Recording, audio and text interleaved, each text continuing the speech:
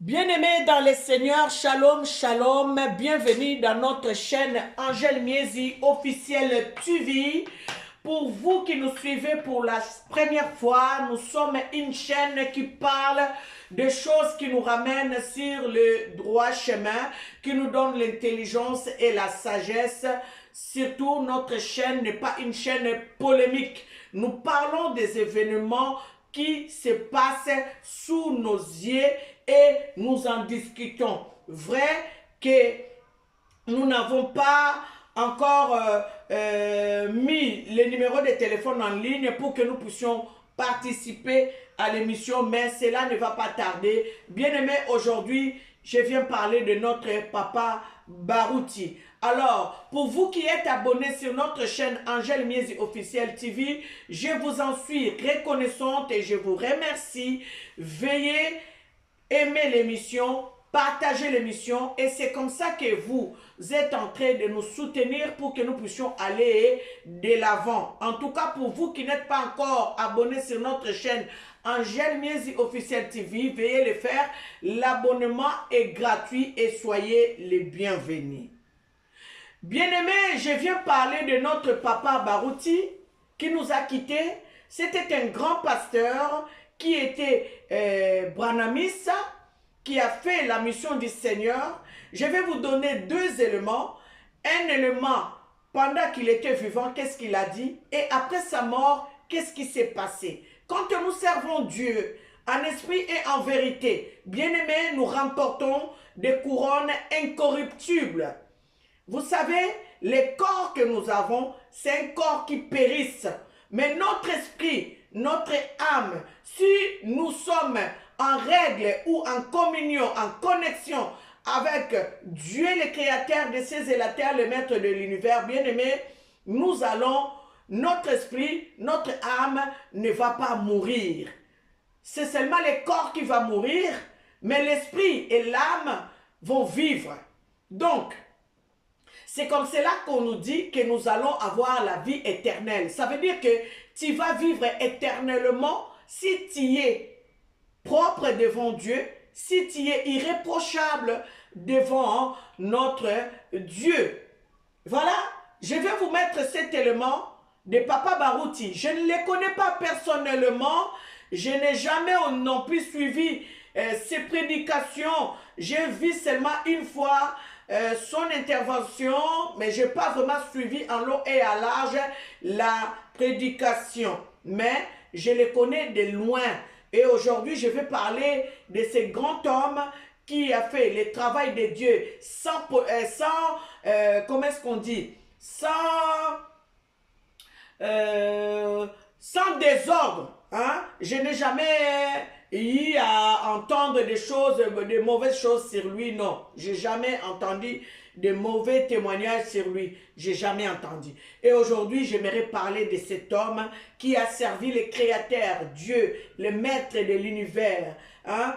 Et je vais parler de lui. Je vais vous mettre cet élément. Ça va nous éduquer à nous qui sommes enfants de Dieu, à nous qui servons Dieu. C'est un exemple à suivre d'un bon côté.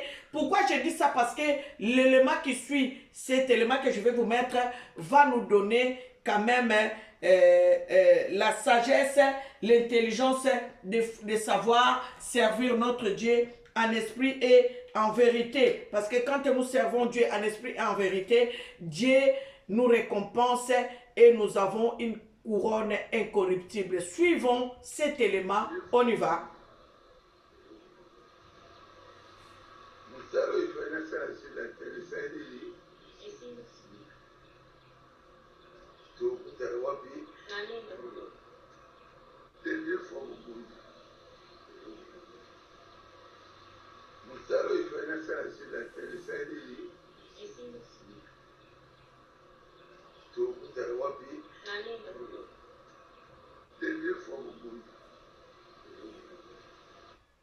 Bien-aimé dans le Seigneur, Papa Barouti ici, c'est avant qu'il puisse partir au Canada parce que la mort l'a surpris, en fait la mort l'a croisé au Canada.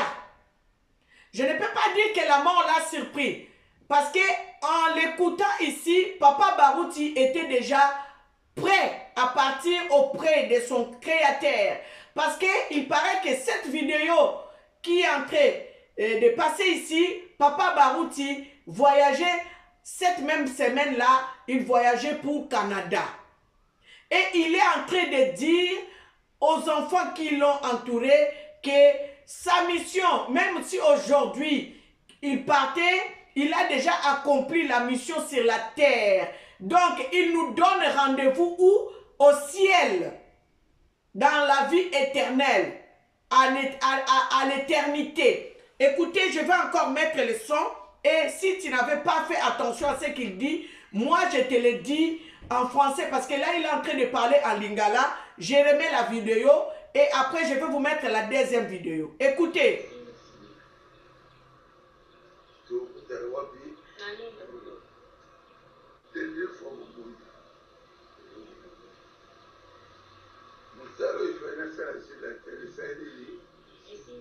Il dit ceci, le travail que je devais faire sur la terre, ça fait quoi? Et les enfants ont répondu, ça a pris fin.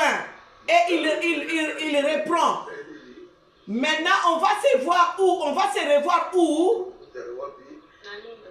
On va se croiser où? On va se revoir où? Au ciel. Donc, voilà un homme de Dieu. Voilà un homme de Dieu. C'est ce genre de personnes que nous voulons dans notre pays. Bien aimé, quand je suis en train de parler, quand je suis en train de dire des choses, ce n'est pas pour qu'on ait polémique. Parce que j'ai vu un commentaire, excusez-moi, je vais parler en lingala, parce que l'émission est lingalaphone, mais nous parlons aussi en français pour ceux qui ne comprennent pas le lingala. Moi, je suis lingalaphone. Bateau, bazoloba, maman gèle. Au bungi, au pengui, maman langa laksa biso boete, bandeko. Kazarema, aza moto yo nazalaka na ye vraiment proche. Blaise Manzambi. Tango Blaise Manzambi a bandi Kazarema, Blaise Manzambi a conseillé biso ba mususo. Bolimi sanga na so cité ba kombo, na maman Blanche Tudi luto zalaka, Blaise Manzambi a conseillé biso alobi.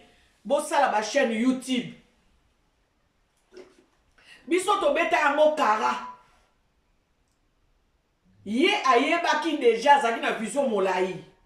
Donc si on sala ba chaîne YouTube, ne tout de suite au sala mo il y a plus de 15 ans, ne suite au sala déjà ba chaîne YouTube. Mais nzamba permettre tout sala ba chaîne YouTube lelo parce que esengeli to sala musala na ye d'une manière ou d'une autre. Bandeko Tango Blaise Manzambi akomaki koyamba batu na chaîne na ye. Batu bayaka koloba mabe ya ba pasteur. Bandeko, papier lifa soka koyeba lisusu ndeko nanga papier lifa moyembi na nkolo. Na salue bisika ozali papier lifa na pesio mbote moto na nzambe. Na loba na papier lifa. Papier lifa. Makambo izo sale makuna na Kazarema nazo sepela nango te parce que tozo pengwisa bana na nzambe. Biso tokoko sala ba makambo wana te koyaka kolobaka mabe ya basali na nzambe. Bandeko, bazalaka na torte parce que ba makambo mususu fallait ko bata ko dénoncer ngo yango moni pe ba passer mususu ba koma mwa mayele ba koma ko banga. Yango na tozo loba lelo tolobi te to dénoncer to finga tozo finga te tozo loba to zonga na nzela parce que soki tozongi na nzela te tokoyeba ko remporter couronne te oyo ndenge Papa Barouti a remporté nazo bango en connaissance de ce que j'ai comme élément oyo nalingi na tiela bino ya oya mibale oyo na tiela bino ango bandeko totambola bien. Maman j'ai soka zoya koloba boye ezalite po atuka ezalite po maman j'ai non loin de là yesu avandi na motema nanga ezande pasi ezosalanga na motema nanga pona komona ete biso bana na nzambe biso basali na nzambe tozosalela verset oya Corinthiens 5 1 Corinthiens 5 bisika nzambe aza koloba ke bana na nzambe baza kosala bosoto koleka bapagano.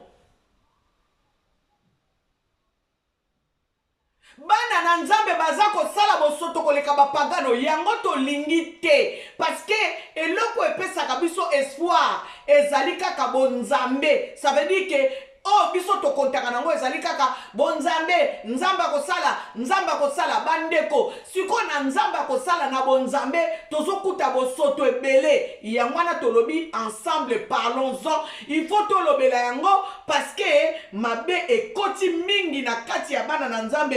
Il y a beaucoup d'infiltrés yango wana eza pote na kotuka te, eza pote na kofinga te. Nalobaka émission nanga ezali non polémique. Na loba banda na lansa émission nanga na pesa soki boko zonga na ba vidéo ya kala kala ta na lancer émission nanga na loba ki émission nangai ezali poto lobela ba makambo ya mabe na bato bazoko bunga nzela to kozongisa bango na nzela makambo ngana yaka kolobela so botali cahier de charge nanga na lobela aka makambo e kozongisa biso na nzela soki na mingi na sa na kende émission oya ba confrère nanga ba concert nanga ya batu YouTube wana na kokota kuna pona kende kolanda selon cahier de charge na ye mais na cahier de charge na ngai ezali kozongisa biso na kati na nzela tozwa ba exemple ya mabe tolongola ya malamu tozwa neti lelo bona yeli bino likamba malamu ya papa Baruti azalaki mutabrana meme nalobaka mikono to nzamba azakaka nzambe moko mpungu tulendo ye wana nzambe nzakomba ye wana nzambe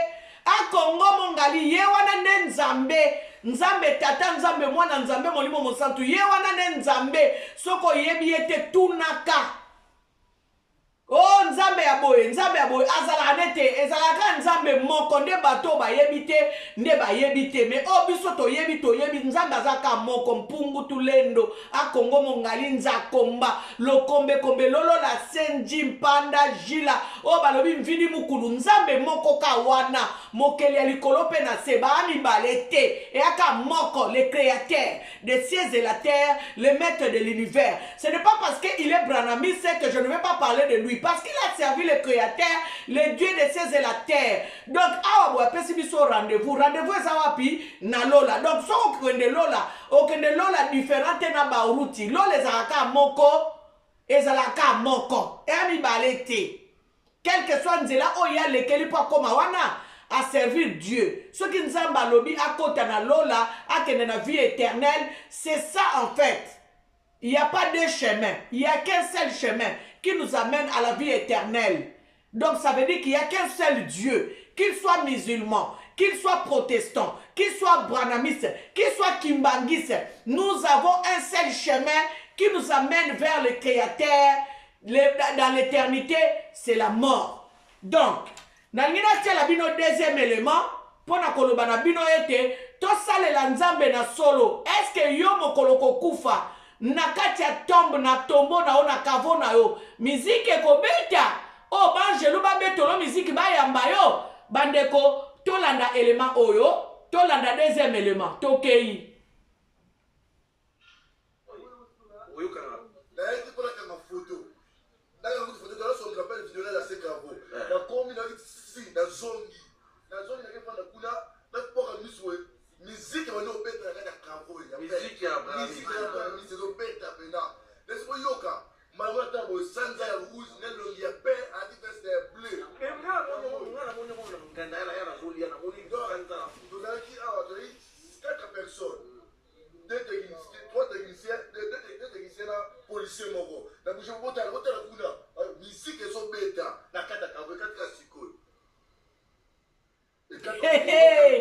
kosalela nzambe ezesengwa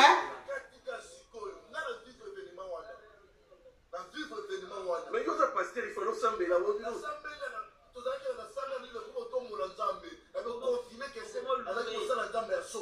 musique ebeti na kati ya kavo oh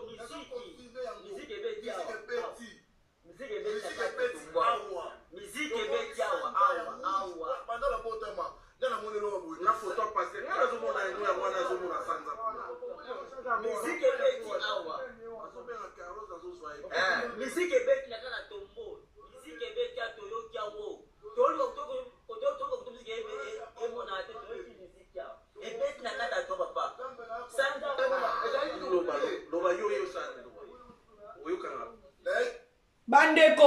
bomoni likambo eloko ememinga na ya kolobela nde yango yo. Eske yo mwana na nzambe mosali na nkolo mokolo yo kokende okokufa kotika mokili oyo, eske mizike kobeta na kavo na yo? Mizike kobeta na kavo na yo bandeko bafuka mimbala moko babandi kobondela. Eloko tolingi nde yango wana soka azalaki ye moko tokoloba akosi, soka lotaki tokoloba akosi, soka yaki na prophétie tokoloba pe akosi, mais aza ye moko te. Baza plusieurs personnes o bamoni phénomène wana. Est-ce que famille baruti bafuti bango mbongo po baya kopesa témoignage à modèle aboye? Yango nde eloko tolingi bandeko, tolingi buzoba na mabonzambe te, tolingi te mbuzoba bamatanana na kati ya makamba bonzambe bandeko, tolingi bosolo na kati ya bonzambe. Donc awa boye toyaka kolobela ka makambo te o basali mabe te. Awa boye toyaka kolobela pe makamba malamu. Botala sanza bamoni sanza ya rouge kuna, bamoni papa baruti elongi na ye, foto na ye na kati ya sanza wana. Nzambe nde aza kotalisa biso balobi bozo yeba nangi nalobela bino eloko moko boye, nangi nalobela bino eloko moko oyo nalanda bamateya. Dernièrement nalandaki na kati ya TikTok papa Simon Kimbangu Kiangani, père spirituel ya bakimbangiste, alobi na batu boye atuni bakimbangiste parce que selon na kati ya baprophétie balobi 3 jours ya pongi ekozala. Sikoyo alobi na bango bolingi 3 jours apongi o batu bakolala batu balamuka te, ou bien bolingi kimbona meso. Bana kimbangise bazongisi tolingi kimbona meso. Alobi bon, lokola bolingi kimbona meso boko badomona siko makambu bandeko tokomi na periode oyo basali na nzambe yango bomoninga na obeta sete na likambo. Basali na nzambe oyo balingi kotambola na sembo te na mboka na biso Congo. Nalobaka mikolo nyonso Congo ezali mboka oyo bino bokanisaka te. Congo ezali mboka oyo koyamba batu bakouta bipai na bipai ndenge komama na mukanda ya sofoni. Soki bosali attention te bokoya kozanga bapaya baye kosepela na bozwi oyo bino boza nango na kati ya mboka Congo. Congo ezali terre promise. Yango bomoni nzambe aza ko nettoyer, nzambe aza ko longola bato yo bozo salela nzambe, o to salela nzambe, o tozo landa nzambe, to tambola na bosolo po lobi pe oyeba kozala lokola papa baruti ba ange bamona na bisiko bakoya kozwa yo bato bakende kozala révélé pe baloba toloti papa baruti toloti entel ba ange baye bazuye bakena ye. Lokola biso tobaki tolingi komona kimona meso bandeko tokomona ba dega oyo kosalema na nzela ba pasteur o bazali na kati ya mboka Congo. Yango na lobi tobongwana basali na nzambe sengeli babongwana ya solo. Mboka wana ezalaka mboka kimbangu bato bazotia tembe bakomona ngo bosoto esengeli elongwa, mabe esengeli elongwa bolamu evanda na mboka oyo mabe leki. Yango bomoni nalingi nalobela papa baruti toyoka papa baruti na masolo ya bosoto te. Kokende na ye pe alaki bana na ye po bana peut-être basaki na discernement te, mais alaki bango alobi ngai musalonga na yelaki na se ya moi oyo na si na sali yango na sukisi yango. Tokokuta na wapi rendez-vous wapi bana bazongiseli ye na lola ake Canada ake ko sala crise kuna akufi azongi balingi bakunda ye bato bazo veiller sur ba travaux ezo salema na kavo na ye. Bato wana baye komona phénomène oyo balobi na bino bamoni musique ezo betama na kati ya kavo, bamoni na sanza likolo ya rouge bimi, bamoni likati na kati ya sanza ngo elongi ya papa baruti. Peut-être ko banga nde salaki bango fale bazwa ta ba video, mais bayaki kozwa ba video ya sanza ngo après basalaki nini base prosternaki bafukami babangi nzambe bamoni ke papa baruti asalelaki nzambe na solo eloko tolingi na basali na biso ya Congo nde oyo bandeko. Dieu est réel, Dieu existe. Donc ne venez pas me taxer, maman gèle, au pengui penza, maman gèle, non. Maman gèle a penguité, moi je préfère même parler des choses de Dieu, na YouTube boye, par rapport à ma païen, parce que ma païen, bakozala na bino sans pitié. Ngana kolobela bino avec modération, na katia bonzambe. Bande ko linga moto aza véridique na yo ke moto aza hypocrite na yo. Kozala na moto aza hypocrite na yo te. Zala na moto aza véridique na yo e oza malamu et puis soko tambola na mutu ayerusa ko ba vérité c'est que mutu ana lingaka yo ya solo. Mais soki mutu alobaka no eloko te kakende kolobaka sima wana mutu ana lingaka yo te.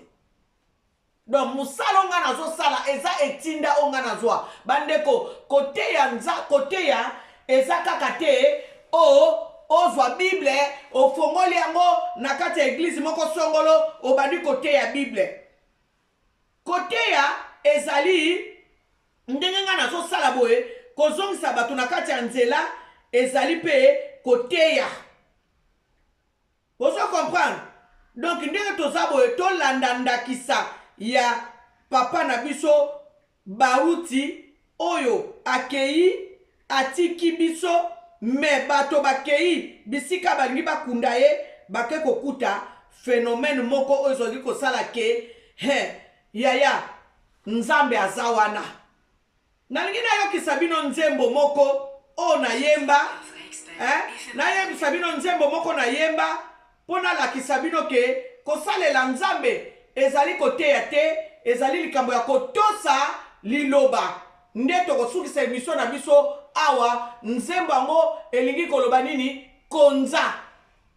Nzambe akonza na bomoi na biso. Boyoka emission esili nango nazokisa bino nzembo oyo nde place tokosukisa emission. Ezali likambo ya koteya te, ezali likambo ya koyemba te, ezali likambo ya kotosa liloba. Boyoka nzembo bien.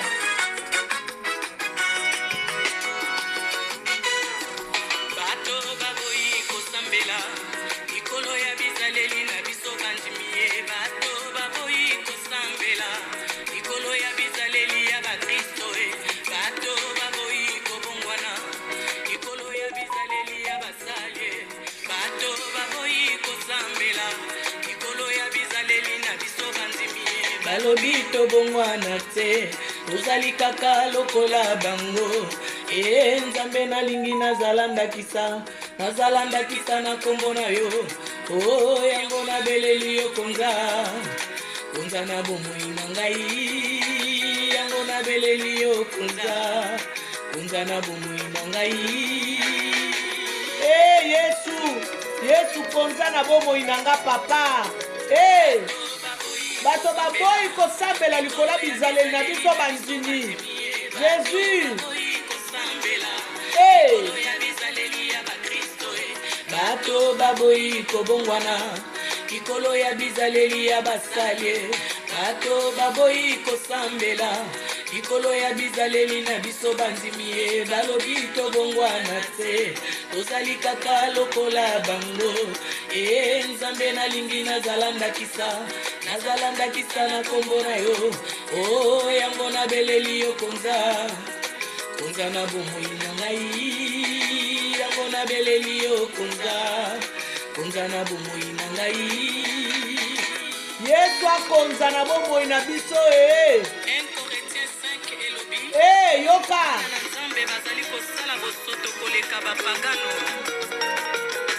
tala motema na nga ezoki likolo ya liloba oyo nzambe yango naza kobelela yo nzambe oyo obongolaka motema ya Saul otiaka kati na ye molimo mosantu naza kotanga Psaume 51 na souligner verset 12 nalobi donne-moi un cœur pur et un esprit bien disposé pour na kota na bokonzi na yo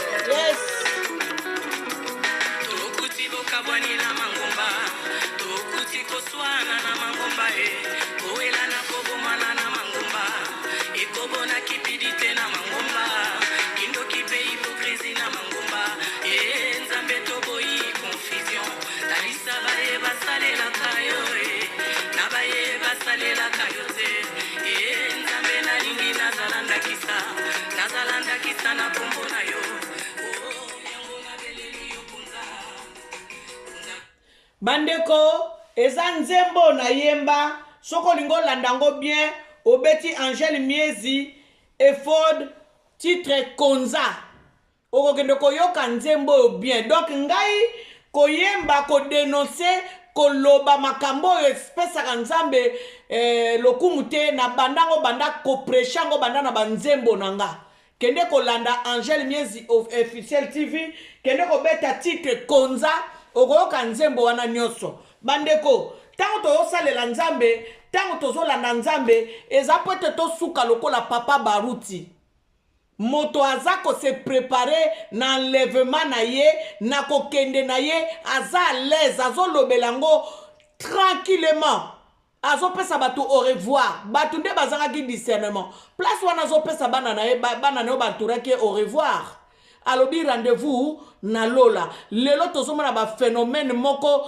o ezali inexplicable ça veut dire que faut na bonzambe po mona po comprendre eloko nde tolingi yango wana bandeko mama Angel Miezi apengwa te mama Angel Miezi penza vandisa Yesu na kati na motema na ye parce que bino bokansaka kosambela bato bakende kosambela nde baza bosembo devant nzambe bato musuku tomona kende ke église te maza se koleka yo mto kende ke église parce que yo mto kende ke église oyebi koleka ye mais yo zo salela yango te bomona kabina sina yebisa bino mukolo mususu mamola ngi aloba na biso abi bomona ka wera son bomona ka wera son na Patrice Ngoyi Musoko boko kama bomona pe wera son akoti lola koleka pona ni azwaka ba exemple wana pona koloba ete tokozala ba frère yo salela nzambe kende ke église mikolonios o wana kuta salela nzambe te mais muto asalela nzambe te akoti lola koleka yo pourquoi parce que aza motema malamu aza vrai aza faute ça veut dire que makamba mabe kati ya motema na ye ezate motema nde muto kokotsa biso na lola bandeko eza nani balo nini physique te apparence physique te nde kokotsa biso na lola non luvunu ezali motema apparence spirituelle o nzamba azomona kati na yo yango nde kokotsa o lola eza o bato baomona likolo na o te non yango bomoni tozoba tozonga na nzela toza na bolingo soki bomoni nga mingi na lobaka toza na bolingo ça veut dire que toza na bolingo totika mabe sala malamu sala bolamu epa batu zala bien na batu nde yango eloko tolingi bien aimé aujourd'hui j'ai voulu parler de notre papa Baruti chapeau en tout cas nous saluons sa grâce nzambe pe asunga biso pe to remporter couronne oyo to mukolo to kende o to kende na to kende ko zala enterré corps na biso ko ezala enseveli to zala musique ba ange ba accueillir corps na tombe na ndenge ya bonzambe ezala te obakomo wela nzoto na bato a ténèbres na bato a lumière non nzambe ye moko a déployer ba ange ba yambi corps na yo ekoti na sama bele lokumu na nkolo tala elongi ya papa emonani na likolo na kati ya sanza yaya quelle grâce papa Baruti asaleli nzambe na bosolo yango moni phénomène wana yebaki ko salema po nzamba solola na peuple koloba ete bato na lingi bango botala sanza ndenge zomona na kuna ya rouge yaya nazongisela bino élément ngo bongo tosilisa émission en tout cas pona lelo tosuki na biso boye partagez lenga émission aimez émission commentez les commentaires respectueux s'il vous plaît je vous respecte respectez aussi la personne qui vous parle parce que moi je respecte même un bébé un bébé qui vient de naître je respecte ok donc respectons-nous nzambe ayeba kopambola bino abondamment natiki boyeba kolanda lisusu bongo tokende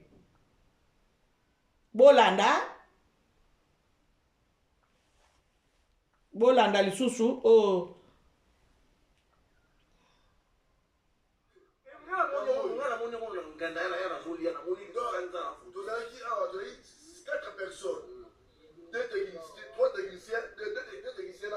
officier moko na bouche bota kuna musique ezo beta na kata kabo kata sikoyo et quand on oyoka na mona obela zo beta quelle grâce.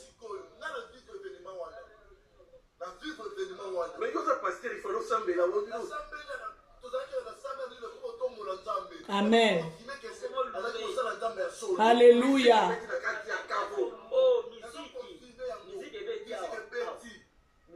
Oh, quelle grâce. Botala sanza kuna na mosika sanza yango wana. Oh Yesu.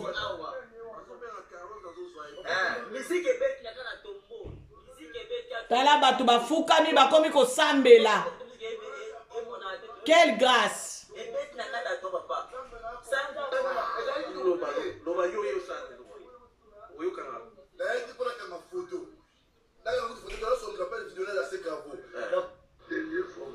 Voilà, c'est ça.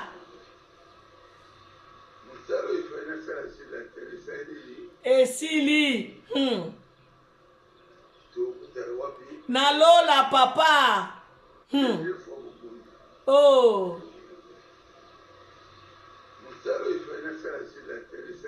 Et Sili.